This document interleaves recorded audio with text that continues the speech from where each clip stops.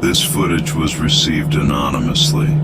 No return address, no message, just an unmarked wooden box. No fingerprints, no postal history. Inside a single VHS tape, rusted at the edges. We now present its contents in full, as recovered. The footage begins at the top entrance to what was once known as Municipal Radio Relay Bunker 12. Built sometime in the mid-1960s, the facility was designed to transmit emergency civil broadcasts in the event of atomic war.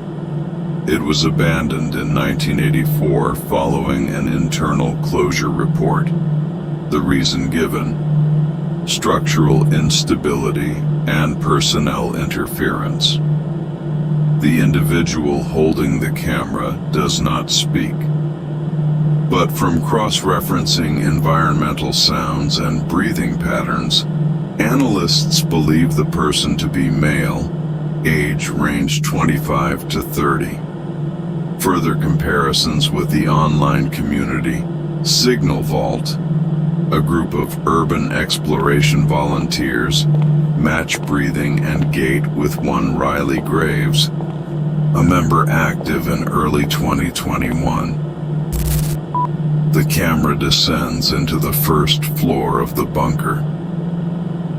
Steel walls, lead-lined, dust patterns suggest no disturbance in decades. The air is still, almost dead. In the right corner, a large relay console still stands, its frame warped by time. No power, no hum, just silence.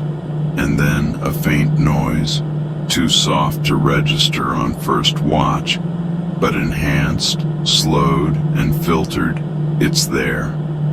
A voice, low, feminine, distant, saying just one word, hello. No one is visible. The voice appears to come from below, from a lower level one that, according to architectural records, should not exist. The stairs to bunker level 3 were permanently sealed in 1984. The footage, however, shows the stairwell open. No barricade, no welding marks, just darkness and the sound of breathing from somewhere beneath. The camera lingers at the top step. There is no voice now, only the echo of the explorer's breathing. Then, after 9 seconds of stillness, a new sound emerges, barely audible. Not a voice, but intonation, the rhythm of speech without actual words. It rises, like something testing the shape of a sentence. No clear language, no human meaning, only cadence, only mimicry.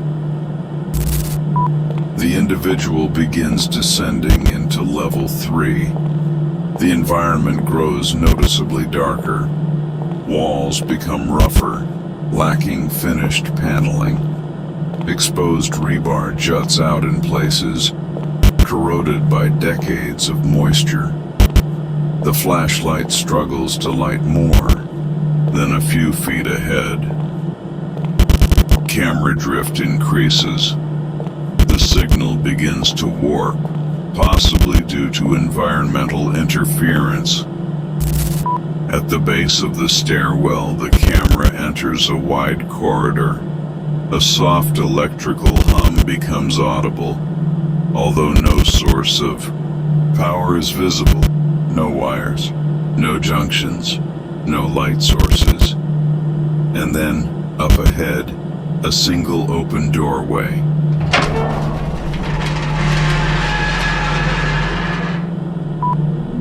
Inside, a concrete room, completely empty, except for a microphone. It sits on a rusted folding table. Its cord trails off screen, disappearing into shadow. There are no footprints in the dust, except the ones made just seconds earlier by the person filming. The microphone appears disconnected. No amplifiers, no transmitters. Its cable leads nowhere. But as the camera lingers, a sound begins to rise. A slow, staticky whine, like old radio tuning, caught between frequencies. Then a voice. No mouth speaks. No lips form the words. Yet a voice manifests, faint, broken, incomplete. It is not recorded. It is live.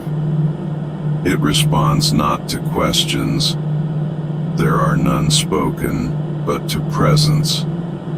As if something beneath the floor has felt attention and now mimics what it believes speech should be. The back wall is unlike the rest. Every inch is covered in names, scrawled, overwritten, crossed out. Some appear multiple times. Others are smeared and rewritten over each other. No two names are written in the same hand. Analysts determined over 30 distinct handwriting styles. At the center of the wall, a single name is written larger than the rest. It matches the known alias of Riley Graves, likely the individual operating the camera. But here's what matters. That name was not written in marker or chalk or soot. It was etched with something sharp, fresh. Scratches around it show it was carved after the others. This is the last entry ever made on that wall. No motion is seen on camera, but movement is implied. Something shifts outside the frame, not visible, but audible. The microphone, silent until now, produces one final sound. A whisper, not human, but human-like. No words, just breath in the shape of speech. And then the tape distorts, sharp static, horizontal tearing. The explorer runs. The footage turns erratic. Every frame now blurred by momentum. What was once a steady descent has become a chaotic retreat. The camera captures moments of the bunker's architecture, but warped, twisted, almost unrecognizable. As if the path out is no longer the same as the path in. A sound follows, soft, rhythmic. Not footsteps, breathing, but not from the person filming. This second breath always trails, never catches up, as though something unseen remains just at the edge of the light. The voice does not return, only its rhythm remains, the form of a sentence with no meaning. The explorer reaches the stairwell, but it no longer leads upward. Where the steps once rose, there is now only concrete, perfectly smooth, seamless, no sign of demolition, no cracks, no debris, just a solid wall where ascent should be. The flashlight flickers, and for a single frame, the wall appears not empty, but watching, a face made not of flesh, but of folds, of indentations, of texture, fabric stretched too tight, and then gone. The footage ends with the camera face up on the concrete. Nothing moves. No footsteps retreat. No final scream, only the slow settling of dust and the quiet hiss of an ancient system, still trying to listen. In the final second, a shape passes just outside the frame, not in front of the lens, but in the reflection of shattered glass from the corner. A figure, not walking, but folding itself forward. It does not reach. It does not speak. It simply observes. No body was found. No signal ever transmitted. But weeks later, another name appeared on the wall in Bunker 12. This time carved deeper.